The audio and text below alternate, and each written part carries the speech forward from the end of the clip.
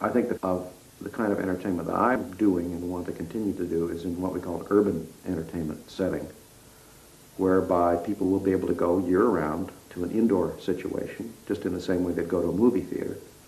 But they'll go to a combination of very powerful environmental immersive experiences like simulator rides or virtual reality or 3D experiences or acoustic experiences, sound experiences, tactile experiences. A wide range of sensory immersion experiences is now emerging, and that will be the new indoor urban entertainment center of the very near future.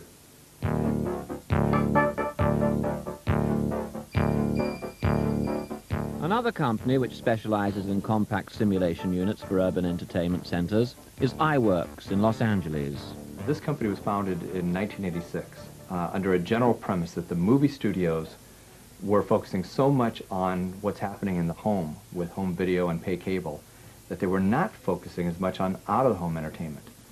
We knew that in the U.S. specifically, that at that time in 1986, movie theater attendance had been flat for 10 years.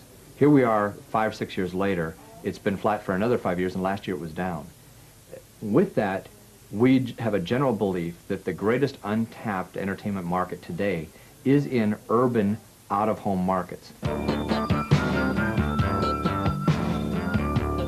Cinetropolis is a name that we've given to a concept that we actually term a movie park. Movie park meaning that is a cross between a theme park and a movie complex. You may see a lot of short stories that together create a 90-minute experience. And it's a movie theater in that we use movie technologies, powerful movie technologies that are 10 times more exciting than a normal movie from a technology standpoint. So you combine a theme park with a movie theater complex, and that's Cinetropolis. The last theater is a virtual reality theater. This theater is so futuristic, we don't even know exactly what it's going to look like.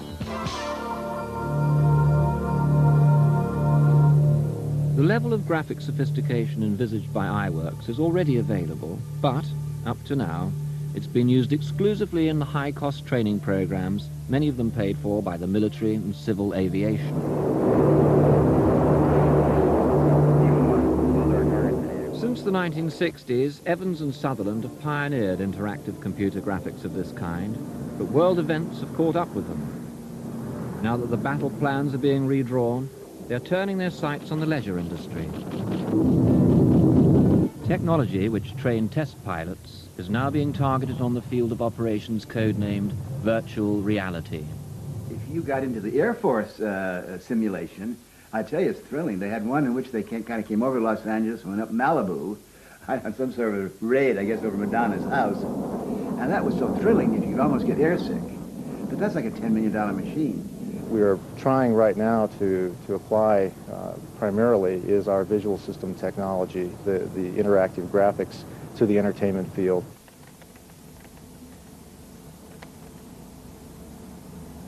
I'm driving along here in the city database. I'm moving the eye point in real time, controlling it from the joystick here, so I can move anywhere in this database I want. We also have another red light here. I think I'll run it. I'll move down the side street here. Again, you see some more of the photo-derived texture. We have digitized a photograph of an actual building in Salt Lake City and applied that texture to the polygons. I'm going to pull the visibility in from about 50 miles down to about 5,000 feet. This is done in real time. I'm going to bring it in even further so that we're down to about 750 feet. This might be a very foggy day in any town, whether it's Salt Lake in the winter or London at any time. A typical civil application of interactive graphics is the driving simulator, where the user is in total control of the environment and able to stop, start, and turn the vehicle at will, and in real time. The incredibly complex technology required to run this massive program has now been condensed into a unit the size of a photocopier, but the price has not contracted accordingly. Move through different vehicles, which is going right through the cars. and then I'm able to also go through the buildings. The nice thing about simulation is when you crash, there's no mess. Now remember, see, there's nothing very new about believing what's on an electronic screen. The average American watches television 7 hours a day like some amoeboid slug, passively being invaded by these electronic realities which are on the screen to get you to buy beer or to vote for Bush or something like that. So the idea of really believing, accepting, and having your life changed by what's going on the screen is almost addictive now. The media has very much hyped up virtual reality to be something it's not. If you look at the most recent film that's been launched in the States in this country, Lawnmower Man, some of the quality of the graphics that's being used in that is way, way above what we can achieve at the moment if you intend putting that onto a three-dimensional or stereoscopic headset. If you look at the holodeck on Star Trek, The Next Generation, that is very, very many decades away in the future. When you read some of the newspaper articles where they're inviting you to take a fantasy space flight, or they're inviting you to become a macho man on a virtual beach, this is not the sort of effect that can be achieved with virtual reality in its current state.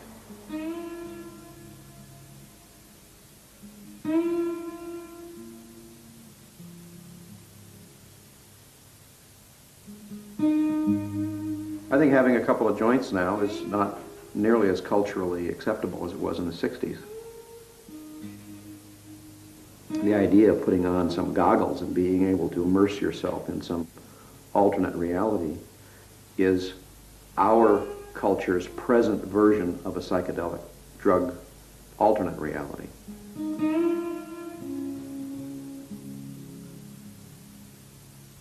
Graphics like these are not yet available in virtual reality, but will they ever become available for entertainment purposes at a virtually realistic price? That technology could be brought to the entertainment market, but at a price no one would pay. And it's a question of when the speed and capabilities of that technology reach a point, which right now, the general discussion is people will pay $1 per minute for a virtual reality experience. That is the point that people have to reach. They have reached that now, but with only low-end virtual reality systems. What virtual reality tries to achieve, it tries to achieve this immersion, this quality of immersion in a computer-generated world. It tries to achieve interaction with objects in that virtual world using the skills we were all born with. Now, to do that, it relies on quite well-proven and quite well-founded technologies, which are still very, very primitive. For example, you are requested to put on a headset that basically consists of a couple of pocket televisions to present imagery to the eyes of the user. It typically uses very primitive sensors on a glove to measure the movements of the fingers, and it uses quite primitive magnetic tracking systems that are mounted on the headset or on the glove to allow you to move through a three-dimensional world. The other issue is that the psychology of virtual reality is also the psychology of handicap. You're in a very deprived sensory world. You wear gloves that fail to respond to the commands of your real hand. You can't pick objects up. You find that fingers will disappear and poke out from some other side of the body. The imagery is moving around totally outside of your control, and you end up being very frustrated, very immobile, and not being able to do anything practical whatsoever. And these problems, these two analogies, migraine and handicap, which I think best describe the current level of virtual reality technology.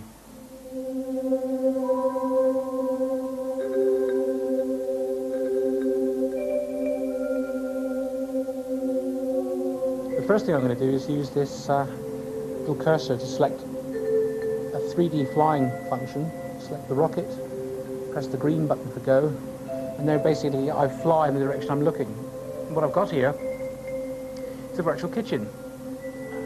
One particular interesting line of research for the Japanese. You can fly up, and there's a frying pan. If I fly close enough and reach down, I can pick up this frying pan, have a look at it, drop it on the floor,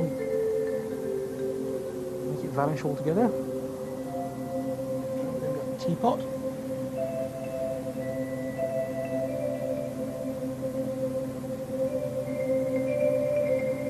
Teapot. If I look at that, if I drop this here, the teapot will in fact drop down for some miles and carry on going into infinity. because we can control the experience. We can create an image with clarity that's 100-fold what today's virtual reality systems can create. On the other hand, we can't allow anyone to go their own path within our artificial world. And those are the two trade-offs. Do you want visual reality and a feeling of reality, or would you prefer to be in control of your experience? One of the things that we've been hearing, particularly from Japan, is that within the next 12 months or so, possibly before the end of 1992, we will see the first domestic virtual reality system available for sale in this country. And after that, I believe that's the end of civilization as we know it, because as with the personal computer, it will become more and more accessible to members of the general public, not just those who go to arcade centres. Now, the computing power is developing at such a rate, and the costs are dropping at such a rate, that photorealistic quality of images is probably between 5 and 10 years away. I like to describe it as a form of, if you like, social autism, where people will prefer to regress into their front rooms and interact with this completely alternative reality rather than go out into the real world. I also think that some of the very sad trends we're seeing in society at the moment, being able to pick up a telephone and dial an adult chat line, will in fact develop into more of a visual and auditory and tactile sensation, and the technology will be there to support it. So we will have people, if you like, becoming very regressed into their own ways, their own worlds. I could see it becoming extraordinarily addictive. To take one example, in America now, there's a huge in pornography. As actual sexual activity becomes increasingly dangerous, as many people said, there's in greater interest in pornographic material. Now, it's been said, and I can see no reason why this shouldn't be so, that one of the users of virtual reality would be the pornographic industry, which of course in America is a huge industry. It actually rivals Hollywood. It exceeds Hollywood in the amount of money it makes. Now, if they produced virtual reality pornography, I would have to say that I think for most people that would be a hell of a lot better than the real thing. The famous interaction of television, etc., is finally becoming true, and at the same time you never get out of your isolation. So I don't think there is any special danger to it. The danger is really there in the constitution of the individual. The individual is basically very lonely. I know that there are people working on what they call retinal injection, which is the idea of, rather than the image being out here for me to look at, you could in fact treat your eyes as projector lenses, sort of reverse the idea, project an image into your retina rather than your eyes looking out into the world, so that it might be the experience of like a dream, and you might be able to put into your head something that's like having a dream that's not out there, that's in here.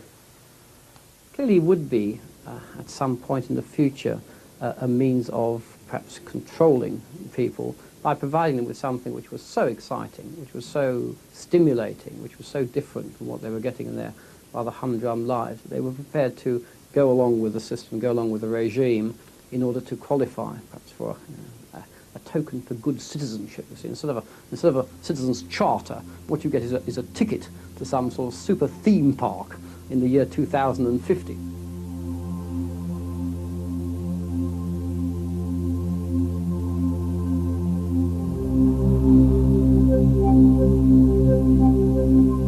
No orange grove need be raised for virtual reality. Its castles and chasms are all created from thin air. What began as one man's fantasy of family experience in a bright, clean and uncomplicated world has metamorphosized into an industry which aims to shrink realism into the corners of our already overcrowded minds. The irony is that Disney's Day Out could become Dante's Day In.